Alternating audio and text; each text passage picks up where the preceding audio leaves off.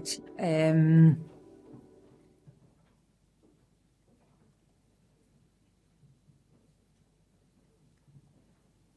So the main crisis, anthropological crisis we are suffering today is a crisis of identity. So what gives us identity? The religion, the nation, the family, and me as a person. So these are like the four main spheres, no? I can say I'm a child of God, I'm a Christian, I'm a Catholic. I can say I'm Spanish, it's my homeland, I love my country. I can say I'm a mother, I'm the daughter of my parents, I'm a spouse. And then I can say I'm a woman. So these are the four key targets of this new evil globalization. And on the other hand, these are the four key targets that we need to strengthen. We need to strengthen our identity as men and women. We need to strengthen the family as the basic unit of society where we can be what we are. We need to strengthen the positive vision of what a nation means. And we need to strengthen and stand for our faith and our deep convictions. So I very much agree with what has been said. There is a positive globalization. The first globalization started in 1492 with Columbus arriving to America. And in the 16th century, international law with the Spanish friar Francisco de Vitoria, but with a moral mindset, a Christian moral mindset, looking for the good of the person. Even in after the World War II, where the new globalization, huge globalization started, it had a good aim to not allowing again the terrible mistakes on the two world wars. So the United Nations was created right after the Second World War, and the Universal Declaration of Human Rights in 1948 tried to, oh, good, thank you. Here, okay. So searched for bringing together nations and tried to agree, nations from different cultures, different countries, different religions, agree upon some basic issues. And this year is the 75th anniversary of the Universal Declaration of Human Rights. So we have there, Article 3, everyone has the right to life. Article 16, the family is the natural and fundamental group unit of society. Article 18, everyone has the right to freedom of thought, conscience, and religion.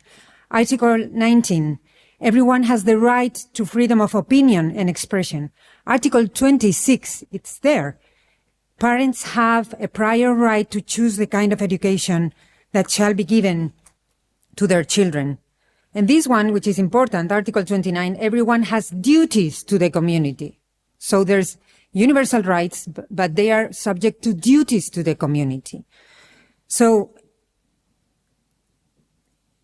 soon later, mainly in the 90s, all the post-modern thought, ideas are important because they come into practice, found that the United Nations was a wonderful shortcut to get to the 194 countries all at a time. No?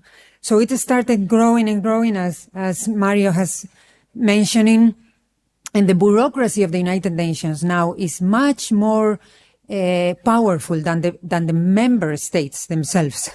So it has overcome the power of the member states.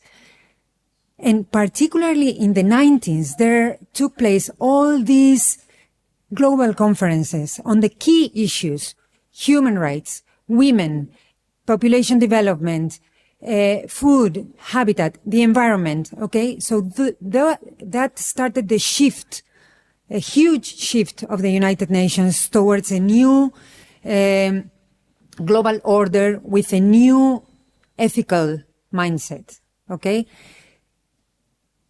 And we celebrate like Beijing +5, Beijing +10, Beijing +20, okay? So El Cairo +5, El Cairo so we live from those conferences.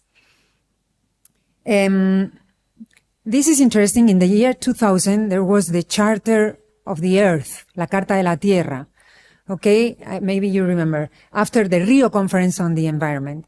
Mikhail Gorbachev, I don't know if the young people know him, but he was the last Soviet president, was part of this charter. So he said this was aimed at becoming a new 10 commandments. No? He wanted the charter to be 10, but it ended up with more. But the new commandments for the earth, for the new ethical global order. And they even did the Ark of Hope, like the Ark of the Covenant, and they put the charter in the Ark of the Hope, and this is the inauguration of the global conference in Johannesburg on the environment. You can see so there is a deep, a deep meaning of all this, right? So, I have to go fast, but then all this, it started with the Millennium Development Goals up to 2015. There were 8 Millennium Development Goals. I was in New York in 2015, when the new Agenda 2030 was being debated. Okay, so all this new ethical mindset, moral global order is embedded in the 2030 agenda. This is the agenda that is aimed at substitute the Christian tradition of the Western society into a new post-Christian new global order with a new ethics, okay, where you can see the environment is the new ethics, no? So we have it today. And so there are several worrying things within the agenda, I mean the whole agenda, but particularly number 3 on health is aimed at universal abortion legalization, and number 5 is aimed at all the gender ideology to be imposed in the countries, okay? So I'll put some very fast examples on what Mario and has mentioned about the UN, no? So this conference, for instance, sponsored by the United Nations, safe access to abortion, and then the UN Women, the Generation Equality programs, millions of dollars here. Reject the binary. The binary is men and women. You reject the binary. And then all these pronouns, including they, they, he, she, well, all this kind of nonsense that can only be imposed by the power of law and cancellation, because otherwise it would be impossible for the people to accept such nonsense, okay? Who is behind, very fast, but this 90% of the funding of the United Nations come from developed countries. Who are those? Look at the United States. So in the UK, Germany, the Netherlands, Sweden, these are the ones that have the power. They are funding the United Nations. And which foundations? You can see the Bill and Melinda Gates Foundation, 82% of the and for instance, in the World Health Organization, the Bill Gates and Melinda Gates are the second biggest funder. Sometimes the United States is the first one, sometimes now is Germany, it depends. But the Bill and Melinda Gates is there. And also Gavi Alliance for Vaccine Alliance, where Bill and Melinda Gates have a huge amount of money there. So, other NGOs, those are foundations, NGOs. International Planned Parenthood Federation is the giant of the abortion. I was wondering, who is this DKT International? I didn't know about them, so I searched a little bit. Oh, of course, again, safe abortion providers, okay? So these are the forces behind.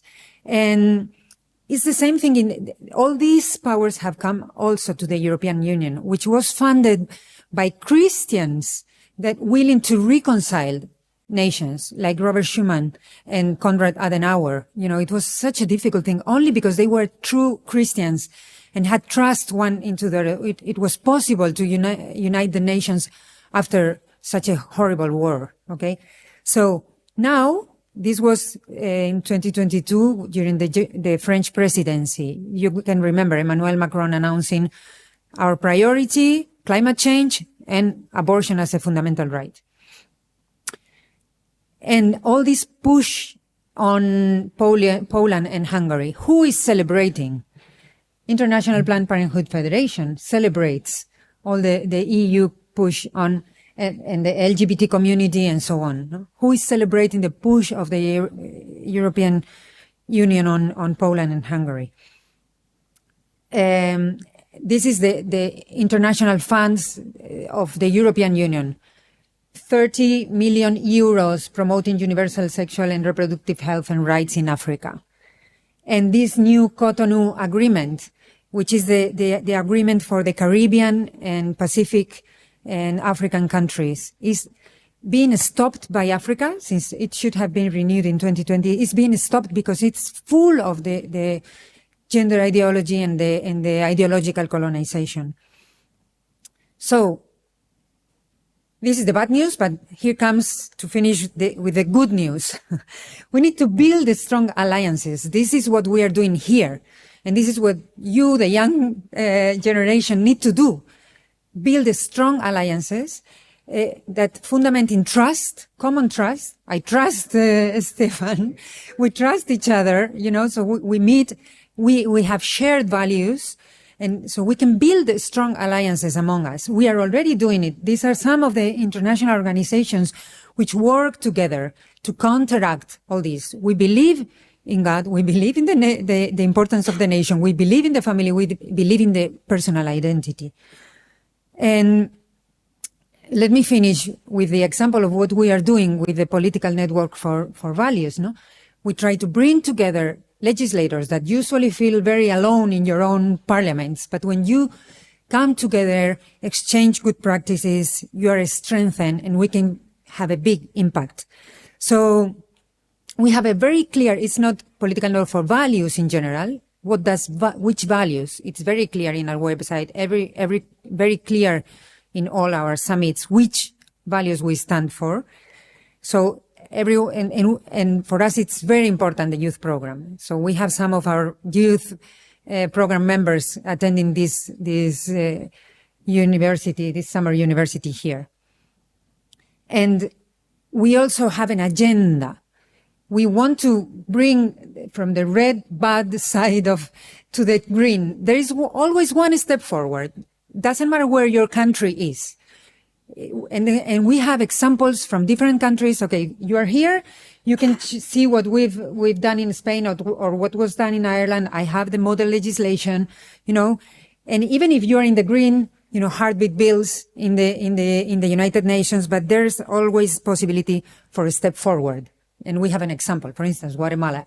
The testimonies of the politicians, among them our friend Stephen, during the summit, are very, very strong because they feel encouraged, they feel empowered, and they are ready to have an impact, as Stephen is definitely having in Croatia, and God willing, we'll have more and more. So I will welcome you to the next summit that will take place in the United Nations in New York, God willing, this year in November, in order to celebrate the Universal Declaration, affirm the validity of the Universal Declaration of Human Rights. So I invite you to join these alliances, to build other alliances, and eventually to come to New York in November, where we will, from the United Nations, remind the world of the true human rights that were enshrined in the Universal Declaration and that are being undermined by the false so-called new rights that are not actually rights. So thank you very much.